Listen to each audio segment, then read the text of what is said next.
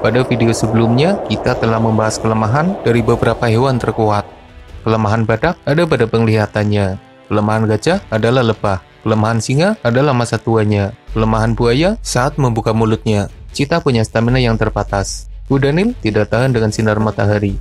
Kelemahan lumba-lumba pada indera penciumannya. Sementara harimau, mereka tidak tahan dengan geli.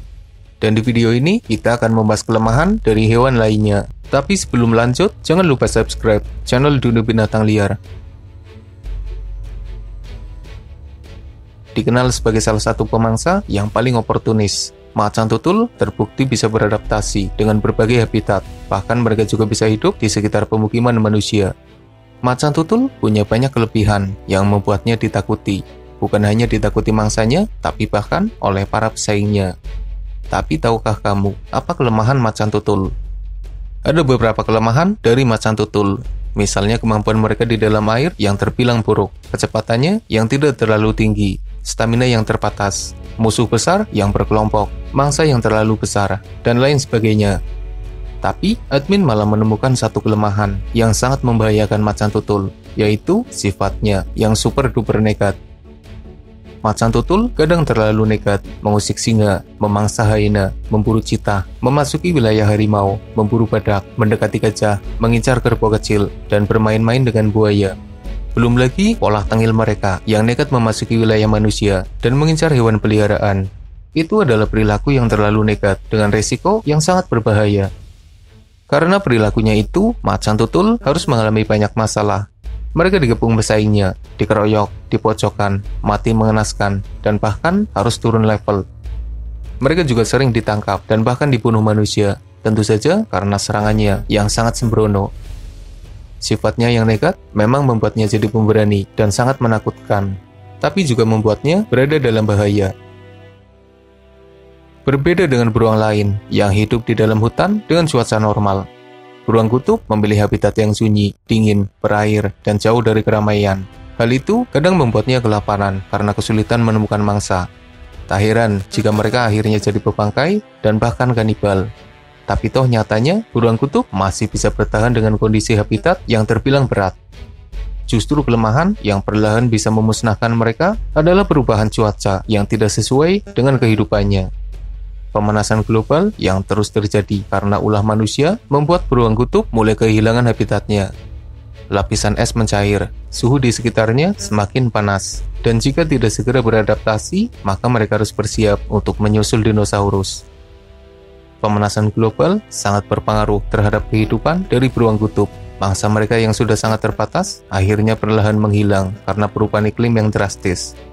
Tentu saja, itu jadi masalah yang sangat mengancam. Setan Tasmania adalah pemangsa berkantung dari Tasmania, karnivora asli terbesar yang berasal dari Pulau Tasmania. Dulunya, mereka bahkan pernah menyebar luas di daratan Australia, tapi akhirnya punah, dan saat ini mulai dilepas liarkan lagi di Australia. Setan Tasmania berukuran sedang, mereka berisik, penampilannya mengerikan, gigitannya jadi salah satu yang paling kuat. Sebagai pemangsa terbesar, seharusnya setan Tasmania aman dari ancaman bahaya. Lalu, apa yang membuat mereka punah di daratan Australia? Kepunahan mereka di Australia diyakini karena kehadiran anjing dingo yang dibawa manusia.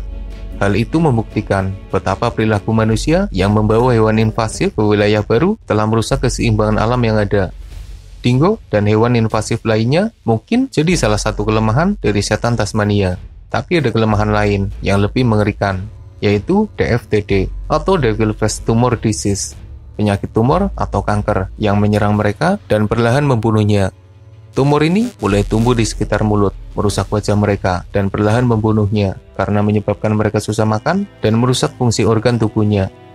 Hingga saat ini, belum ada obat manjur untuk penyakit para setan, tapi setidaknya campur tangan manusia bisa menolong mereka.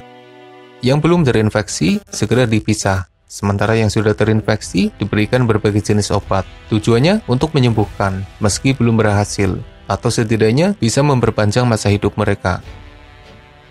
Hewan tertinggi ini merupakan salah satu hewan yang terbilang lumayan aman dari para pemangsa. Pasalnya kaki mereka yang panjang membuat para pemangsa tidak bisa menjangkaunya. Mungkin hanya para singa yang terbukti berhasil memburu jerapah. pun biasanya dilakukan bersama pasukannya, dan kadang perburuannya juga gagal. Kakinya yang panjang merupakan kelebihan, sekaligus kelemahannya. Mereka bisa aman karena tinggi. Kakinya juga bisa menendang serta menginjak. Tapi, kaki itu telah menyebabkan mereka dalam bahaya berkali-kali. Kakinya yang panjang dan kerangka tubuhnya yang tinggi menyebabkan keseimbangan mereka tidak normal. Jerapah terbilang mudah tumbang dengan sedikit tubrukan. Belum lagi, mereka juga kesulitan bangun. Kakinya harus digerakkan sedemikian rupa saat bangkit, dan itu butuh waktu yang tidak sebentar, sehingga kadang mereka keburu diserang lawannya. Armadillo, hewan dengan perisai berupa sisik berbahan keratin, yang konon tidak mempan dengan peluru itu merupakan salah satu hewan dengan pertahanan paling kuat, apalagi saat mereka menggulung tubuhnya. Tapi sayangnya, mereka punya kelemahan pada indera penglihatannya yang buruk, dan juga indera pendengarannya yang hampir tidak berfungsi. Beberapa bahkan menganggap armadillo sebagai hewan yang tuli. Untungnya mereka masih punya indera penciuman yang tajam. Setidaknya bisa menggantikan kekurangan pada penglihatan serta pendengarannya.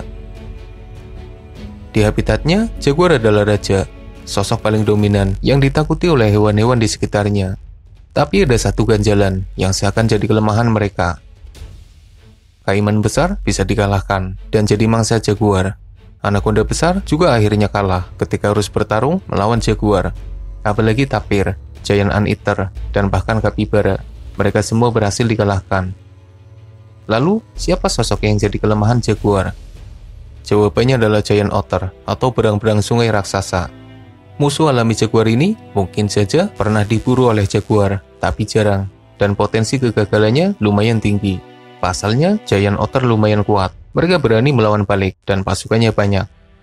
Di daratan, jaguar mungkin lebih unggul, tapi di dalam air, jaguar tidak berani bermasalah dengan giant otter. Serangan mereka sudah berkali-kali terbukti, menyebabkan jaguar mundur. Mereka bahkan berhasil melukai jaguar. Rasanya tidak berlebihan jika kita menganggap giant otter jadi kelemahan jaguar. Jaguar sendiri bahkan tidak berani memasuki air yang di dalamnya ada giant otter. Apakah benar kelemahan dinosaurus adalah asteroid? Ada teori yang menjelaskan bagaimana dinosaurus punah karena efek ledakan dari asteroid yang jatuh ke bumi 66 juta tahun silam. Kadang diilustrasikan sebagai hujan meteor yang hampir memusnahkan semua makhluk hidup di bumi. Jatuhnya asteroid yang sangat besar itu menyebabkan kerusakan dahsyat dan membunuh 3/4 hewan serta tumbuhan yang ada di bumi. Itu adalah teori yang dikemukakan oleh Profesor Amerika bernama Louis Walter di tahun 80-an silam, dan teori ini lumayan dipercaya dengan adanya beberapa bukti dari bekas jatuhnya meteor besar di wilayah Meksiko.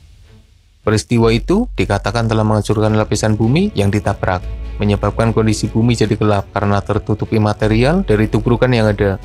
Hal itu menyebabkan tumbuhan mati perlahan karena tidak mendapat sinar matahari, disusul para herbivora yang akhirnya kelaparan, dan para karnivora yang juga kehilangan makanannya. Walaupun hanya sebuah teori, tapi banyak yang percaya bahwa meteor jadi salah satu kelemahan dinosaurus yang akhirnya membuat mereka punah. Andai tidak ada serangan asteroid, mungkin saja masih ada dinosaurus besar yang masih bertahan hingga saat ini. Itulah beberapa hewan kuat dan kelemahannya. Jika kamu punya tambahan informasi mengenai kelemahan hewan terkuat, kamu bisa menuliskannya di kolom komentar. Siapa tahu bisa admin bahas di video selanjutnya. Semoga bermanfaat. Makasih udah nonton, dan mohon maaf jika masih banyak kesalahan.